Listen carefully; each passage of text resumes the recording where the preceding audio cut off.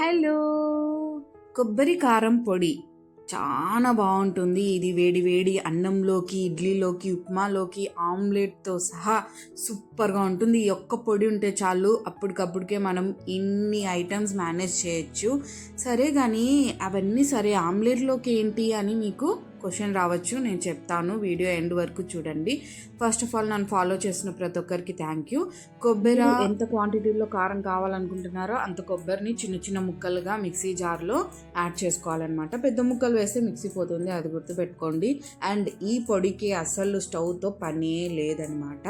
ఇలా మిక్సీలో వేసేసి 2 times ఆడిచ్చేసేయాలన్నమాట. స్మూత్ పొడి అయితే కాదు, 2 times ఆడిచ్చేస్తే ఇలా అవుతుంది పొడి. చూడండి ఒకసారి, ఇలా అవుతుంది.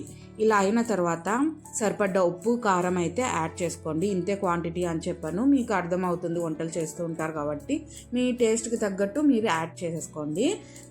నన్ను ఫాలో చేయకోకుండా చూస్తున్న వారు ప్లీజ్ సపోర్ట్ చేయండి, కొంచెం ఎంకరేజ్మెంట్గా ఉంటుంది. నేనైతే ఎవరెస్ట్ తికాలాల్ కారం పొడి వాడతాను. స్పైస్ లెవెల్స్ అండ్ కలర్ చాలా బాగుంటుంది అనమాట. సో నేను ఇది యూస్ చేస్తాను. ఇలా సాల్ట్ అండ్ కారం యాడ్ చేసినాక 1 time ఒకసారి మిక్సీలో అంటే ఇలా వచ్చేస్తుంది అనమాట. చూడండి ఎంత కలర్ఫుల్గా సూపర్గా ఉందన్నమాట ఈ పొడి. ఆమ్లెట్లో ఏంటి అని అనుకుంటున్నారు కదా, ఆమ్లెట్లో మనం ఆనియన్స్, ఎగ్ వేసాక ఈ పొడి వేసేసి ట్వింకిల్ చేసి ఆమ్లెట్ వేసేసుకుంటే సరిపోతుంది అనమాట. చాలా టేస్టీగా ఉంటుంది.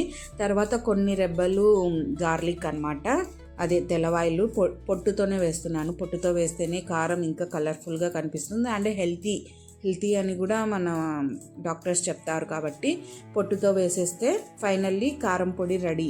చూడండి ఎంత కలర్ఫుల్గా ఉంది. అండ్ కావాల్సిన వాళ్ళు దీన్ని పోపు కూడా పెట్టుకోవచ్చు. మినప్పాలు, శనగబ్యాళ్ళు వేసి పెట్టుకుంటే అవి నోట్లో తినేటప్పుడు నోటు కింద పడుతుంటే చాలా బాగుంటుంది. నేనైతే ఇలానే యూజ్ చేస్తానన్నమాట. దీన్ని మనము స్టోర్ చేసుకుంటే చాలా డేసే ఉంటుంది. ఫ్రిడ్జ్లో స్టోర్ చేసుకుంటే నెలలు కూడా ఉంటుందన్నమాట. చాలా టేస్టీగా ఉంటుంది వేడి వేడి అన్నంలోకి.